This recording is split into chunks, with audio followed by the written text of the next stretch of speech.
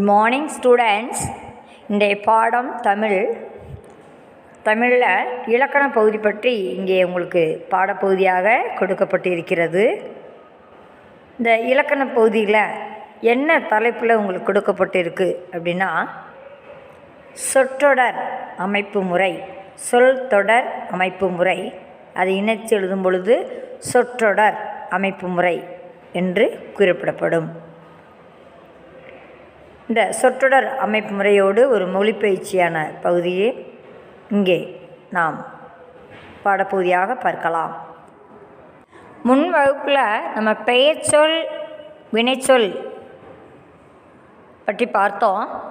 பொதுவாக சொல் என்பது 4 வகையாக குறிப்பிடப்பட்டிருந்தது. பெயர்ச்சொல், வினைச்சொல், இடைச்சொல், உரிச்சொல் என்ற அமைப்பிலே சொல்லினுடைய வகைகள் 4ஆக அமைந்திருக்கும். அதிலே நாம் 2 மட்டும்தான் பார்த்திருந்தோம், பெயர்ச்சொல் வினைச்சொல் என்று.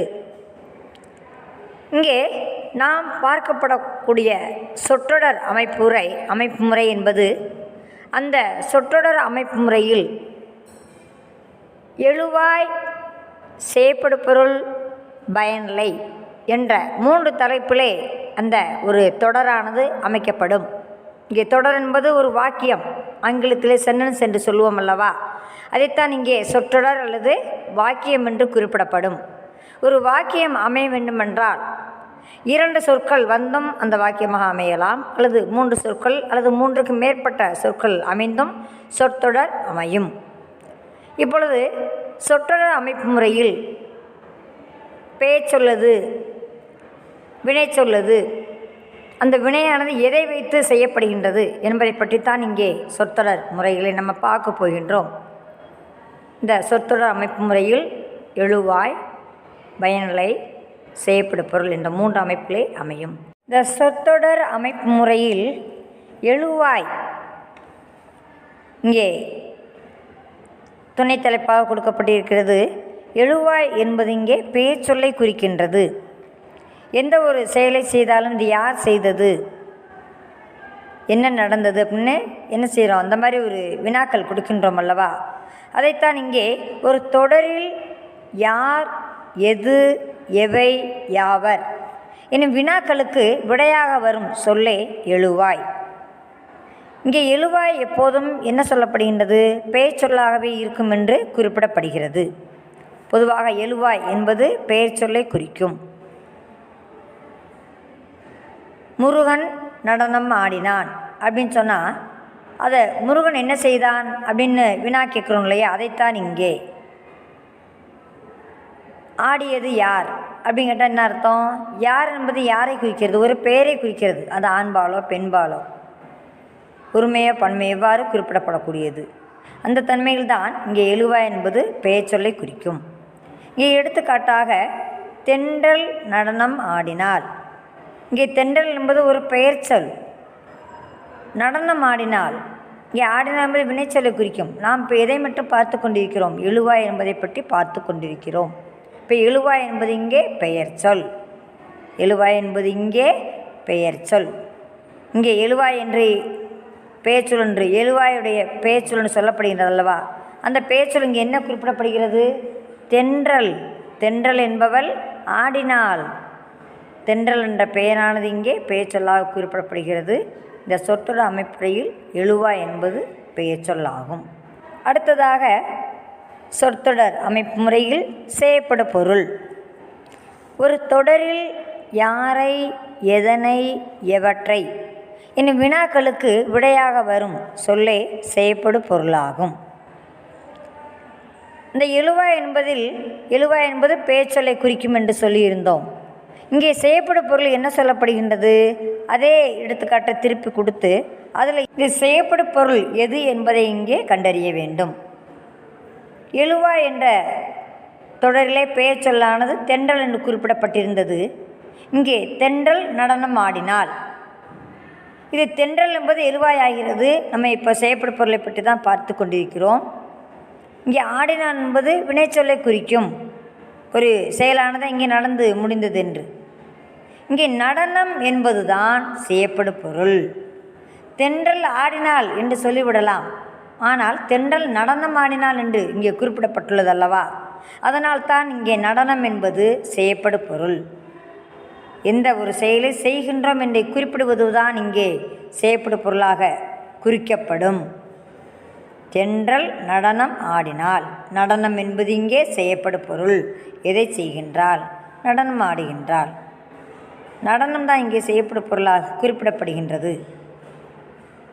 அடுத்ததாக பயனிலை. ஒரு தொடரில் அமைந்துள்ள வினைமுற்றையே பயனிலை என்கிறோம். எழுவாயானது என்ன செய்யப்படுகின்றது? எழுவாய் செய்யப்படு பொருள். அடுத்ததாக அந்த வினைச்சொல்லானது பயனிலை என்ற சொல்லால் குறிப்பிடப்படுகின்றது. இங்கே பயனிலை என்பது என்ன பயன் நடந்தது? இங்கே ஆடினாள். தென்றல் நடனம் ஆடினாள். இங்கே ஆடினாள் என்பது வினைமுற்று. வினை என்பது ஒரு செயலை குறிக்கும், நாம் செய்கின்ற வேலையை குறிக்கும்.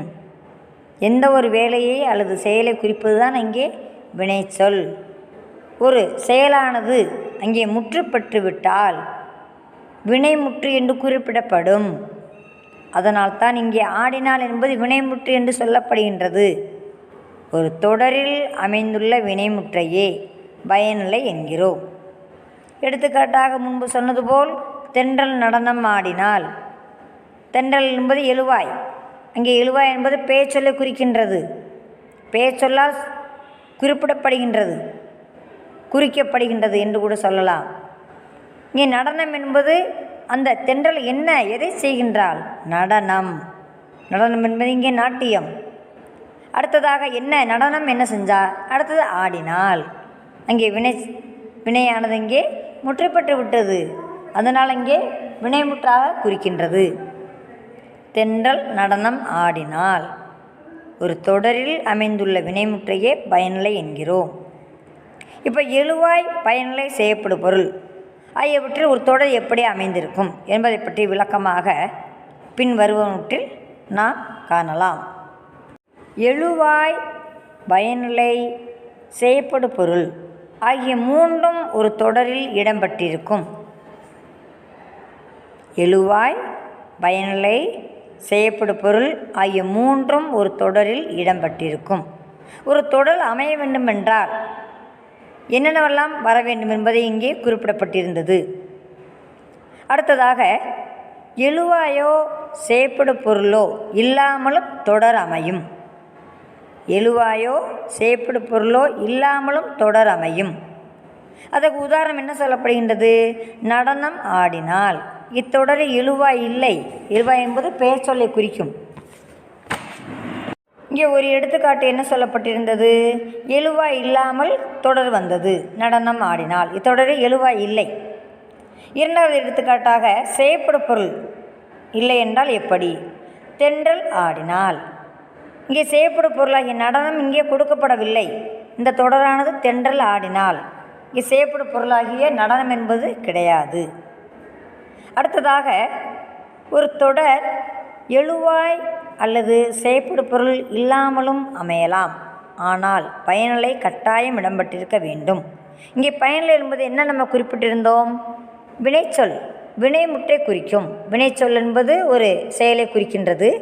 அந்த செயலானது முற்றுப்பட்டிருந்தால் அது வினைமுற்று என்று குறிப்பிடப்பட்டிருந்தது. இதைத்தான் இங்கே அழகாக பயனிலை என்ற சொல்லால் பயன்படுத்தப்படுகின்றது. இங்கே பயனிலை என்பது வினைமுற்று.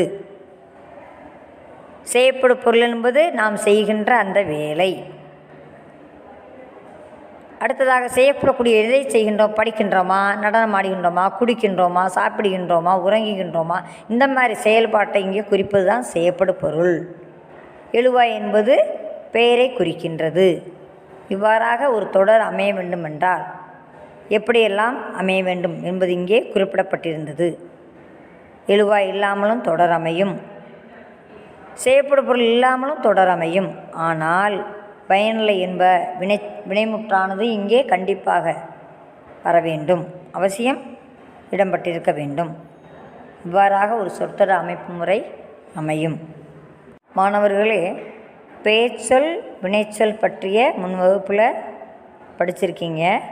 அதை வைத்துத்தான் இங்கே சொற்றொடர் அமைப்பு முறையானது 2 சொற்கள் வந்தும் தொடர் அமையலாம், 3 சொற்கள் அதற்கு மேற்பட்ட சொற்கள் அமைந்தும் ஒரு தொடர் முழுமையாக அமையலாம். அப்படியாகத்தான் இங்கே எழுவாய் என்பது பெயர்ச்சொல்லை குறிக்கின்றது. பயனிலை என்பது வினைச்சொல்லாகிய வினைமுட்டை குறிக்கின்றது. வினைச்சொல்ல ஒரு வேலையை செயலை குறிக்கின்றது. அது அந்த செயலானது முற்று பெற்றுவிட்டால் வினைமுற்று என்று குறிப்பிடப்படுகின்றது. அதைத்தான் இங்கே பயனிலை என்று குறிப்பிடுகின்றோம். செய்யப்படும் பொருள் என்பது என்னவென்றால் அந்த பெயரானது அந்த பெயரில் உள்ளவர்கள் அந்த எந்த வேலையை எதை செய்கின்றார்கள் என்று குறிப்பிட்டு அந்த வேலை முடிந்துவிட்டது என்பதை பற்றி தான் இங்கே உணர்த்துகின்றது. மாணவர்களே, இங்கே கொடுக்கப்பட்டிருக்கின்ற இந்த படத்தின் உள் அமைப்புகளை பார்க்கப்படும் பொழுது ஒரு இயற்கை சூழல், அழகான ஒரு இயற்கை சூழல் அமைந்திருக்கின்றது. அதில் அந்த இயற்கையான அந்த சூழ்நிலையில் என்ன விலங்குகள், பறவைகள், பூச்சிகள் எல்லாம் இருக்கின்றன, நீரோடை எப்படி அமைந்திருக்கிறது என்பதை பற்றி இதை வர்ணனையாக அழகாக குறிப்பிடலாம். மான் நிற்கின்றது, பெரிய மான்.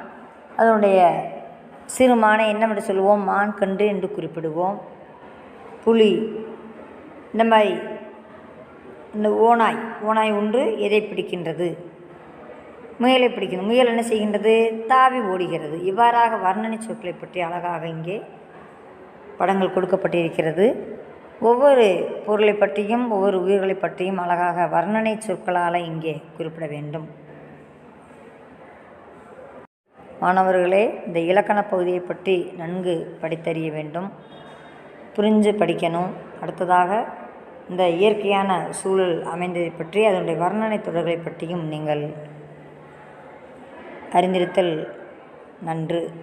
அதுக்கேற்றப்போ இந்த படங்களை பார்த்து இது எதுக்குள்ளாம் என்பதை பற்றி ஒரு அட்டவணைப்படுத்தி எழுதலாம். ஒரு வர்ணனை தோரணையோடு தொடராக அமைக்கலாம். Thank you, students.